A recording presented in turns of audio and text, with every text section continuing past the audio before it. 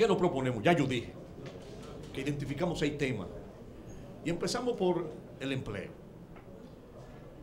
El desempleo en la República Dominicana tiene cifras alarmantes.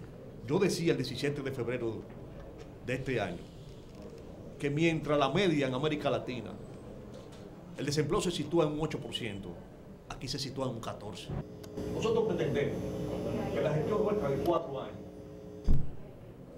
el colocar un empleo productivo alrededor de 20.000 habitantes de la zona fronteriza, recurriendo a una serie de situaciones y de elementos que existen actualmente. Algunas legislaciones que traen consigo en su texto incentivos para esta zona, el hecho de también llevar a cabo una política franca y abierta con las autoridades haitianas, y sobre todo una idea que a mí me pareció genial y que también la incluimos, es la creación de lo que sería el Banco de Desarrollo Fronterizo. ¿Qué se pretende con esta creación de esta institución financiera y bancaria? Que recurrir a la comunidad internacional, a los organismos multilaterales crediticios y a otros sectores que pudieran estar interesados en la inversión en la República Dominicana, pero sobre todo en la zona fronteriza, que con la creación de esta institución bancaria se pueda facilitar el acceso al crédito a los fines de que ya sea con el sector público, privado o con una coordinación de ambos sectores, el establecimiento de industria, de obras de infraestructura. Me parece interesantísimo, yo te decía fuera del aire que creo que es una de las posiciones más claras que veo en el sentido de lograr un real desarrollo de la frontera, porque sin recursos no hay desarrollo. Lo que te preguntaría es, ¿este sería un banco con características de desarrollo, con características agropecuarias, con características simple y sencillamente de ser un banco que preste a cualquiera? O sea, ¿cuáles serían las características fundamentales que han visto ustedes que tendría ese banco fronterizo? No, prácticamente debería enfocarse en suministrar o facilitarle el crédito a instituciones o a personas que estén interesadas en explotar o en iniciar empresas. Okay. Cuando hablo de empresas me refiero no solamente a una compañía por acciones, etcétera, sino a gente que quiera instalar una industria de tal cual naturaleza. ¿Sería dentro del marco de la ley existente de incentivos fronterizos, Andrés? De la de 128 es. Primero, agradecer. No, la 28-01. 28-01. Sería modificar eso dentro de ese contexto. Que yo era diputado cuando eso y Mario era senador. Buenos días. El licenciado Andrés Van der Horst Álvarez, que es el director técnico de la campaña de. Vamos a aprovechar para preguntarle. ¿Cómo tú te sientes más cómodo? Que te digan Van der Horst, hijo, o Van der Horst Álvarez o Andresito Van der Horst. Lo que pasa es que yo soy un fanático de mi madre y el apellido de mi madre Van der Horst Álvarez, utilizarlo siempre porque yo. Entonces Andrés Van der Horst Álvarez. Sí. Está dando un porcentaje de mujeres. Primero quiero recalcar que esta propuesta es sumamente innovadora. Muy innovadora. Y además que complementa lo que son las leyes de incentivo. ¿Qué pasa con la República Dominicana y sobre todo con la ley de incentivo 2801? Que tuvo buena intención, muy buena intención del legislador.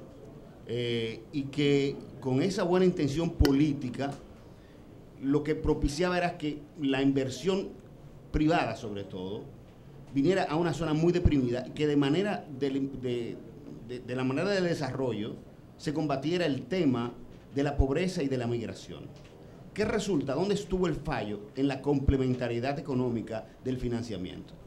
Mientras en Elías Piña solamente hay 2 entidades financieras, en Pedernales 2, en Independencia 3, en Dajabón 5 y en Montecristi 4, en Santo Domingo, en el Distrito Nacional, hay 1.500 entidades financieras. Mamacita. Entonces, si hablamos de préstamos, solamente el 2% de la cartera de préstamos del país completo está en la frontera, en las 5 provincias de la frontera. No hay desarrollo si no hay recursos.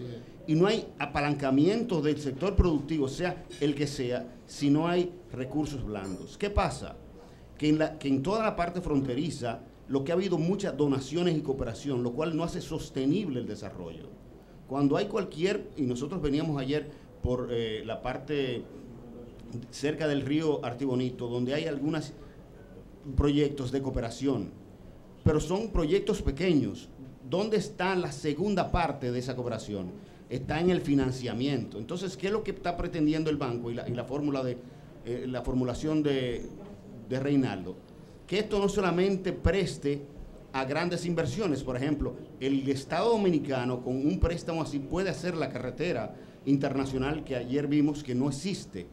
Entonces, además de eso, también puede financiar proyectos de zonas francas, que aquí, por ejemplo, en Dajabón tenemos un proyecto icónico, que es el proyecto de Fernando Capellán, exactamente, que así se pueden multiplicar otros, pero también el tema del comercio.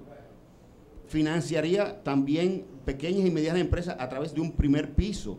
Sería una entidad de segundo piso para el desarrollo, donde pueden apalancarse otras entidades financieras, recibiendo recursos de la comunidad internacional. Sería necesario... exacto. Recursos nada más, perdón, solamente recursos a la comunidad internacional. ¿Qué papel jugaría el Estado Dominicano y los empresarios dominicanos y haitianos en un banco como este? Mira, lo que se pretende es que sea un recibir recursos tanto del sector privado, de organismos multilaterales. Hay mucho interés del BID, del Banco Mundial, de la Unión Europea, sobre todo del BCE. De países donantes. Exactamente, como bien decía. Países donantes, por ejemplo, Brasil, Canadá, Estados Unidos, Francia quiere invertir, que invierta en ese banco, porque eso le da sostenibilidad.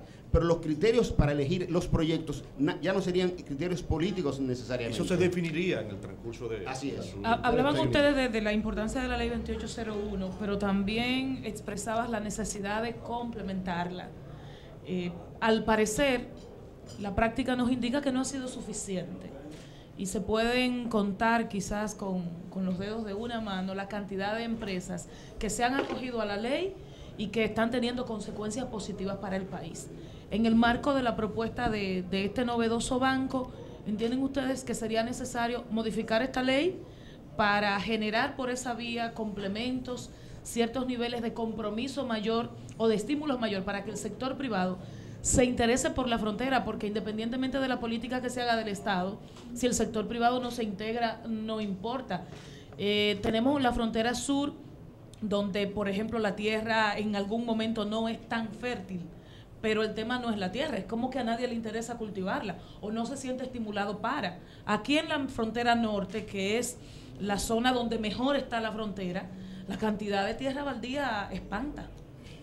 Yo creo que lo que yo decía anteriormente, a la ley, independientemente de que mucha gente habla de que hay que modificarla, revisarla, adecuarla, e incluso hay un decreto del presidente que llama a la adecuación de esa normativa, en la cual trabajó Reinaldo siendo diputado, que independientemente de eso, los proyectos de incentivo fiscales de los gobiernos siempre tienen que tener un complemento, porque no pueden ser proyectos aislados. Entonces, lo que le faltó, y eso lo hemos venido estudiando en este último año, lo que le faltó a esa ley, lo que le falta a esa ley, es el instrumento financiero que permita... ¿Qué sería el banco? Exactamente, porque ¿qué resulta? Que sin inversión en infraestructura es muy difícil que haya conectividad, y sin la conectividad es muy difícil que haya facilitación al comercio, y sin facilitación al comercio es muy difícil que se dé ese círculo virtuoso entre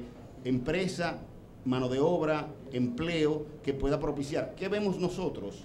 Que la República Dominicana está bien interconectada, sobre todo a nivel de zonas francas, porque tenemos 7 aeropuertos muy eficientes y puertos que permiten que esa mercancía que se fabrica en zonas francas salga. Eso no lo tenemos en frontera. Entonces, ahí es donde el complemento del banco, y es un banco que no saldría caro a la República Dominicana porque hay mucho dinero internacional. El Banco Central Europeo tiene casi 10.000 millones de dólares para colateral, no para donación, para colateral, y nosotros podemos acceder a eso. En Dajabón, un programa especial del Sol de la Mañana, estamos pues con el doctor Reinaldo Páez Pérez, aspirante presidencial del Partido de la Liberación Dominicana, y su equipo dando a conocer el Plan Reinaldo de Fronteras. Hans Bieluz, que está aquí con nosotros, integrado al equipo que acompaña a Reinaldo Pared Pérez, al comandante César López, señor, miembro del Comité Central del Saludos, compañero. El director general del envejecimiento, que está aquí. Entonces, Cruz también está con nosotros. Sí, lo habíamos mencionado, Lo reitero en el llamamiento. Yo quiero agradecer a Reinaldo Pared, porque nos ha dicho a todos, pongámonos en la frontera. Algo que no debe ser nuevo, porque está establecido, y así lo recuerda en el programa que presenta, está establecido en la Constitución, que es de interés supremo. Sin embargo, nos olvidamos de eso. Entonces, lo primero, gracias, porque ese debe ser un tema nacional de todos los dominicanos, y como decía La Luz, que todos hagamos este recorrido que ellos hicieron en el fin de semana. Y mi pregunta, estos proyectos que se desarrollarían en la frontera, ¿cómo impactarían para evitar el paso ilegal de personas y mercancías? Porque nos sentimos impotentes ante esto. La Luz decía, bueno, usted mismo lo decía, la frontera es virtual. Algunos dicen, construir un muro sería costosísimo. Han dicho también del ejército la posibilidad de utilizar drones para vigilar. Entonces, ¿cómo vigilar de manera efectiva la frontera para evitar el paso de ilegales? Algo fundamental. ¿Estás de acuerdo porque se construyó un muro, como dicen algunos de los muro, PLD? Miren, podrán construirse muros, murallas, paredes, o lo que fuera. Pero hay algo que es fundamental, que yo se lo agrego a los aspectos del tipo técnico y legal que señalaba Andrés Valderos, que es lo siguiente: voluntad y determinación. Eso es algo esencial en aquel individuo o en aquella persona que está al frente de la dirección de la cosa pública y a la que se le han asignado responsabilidades.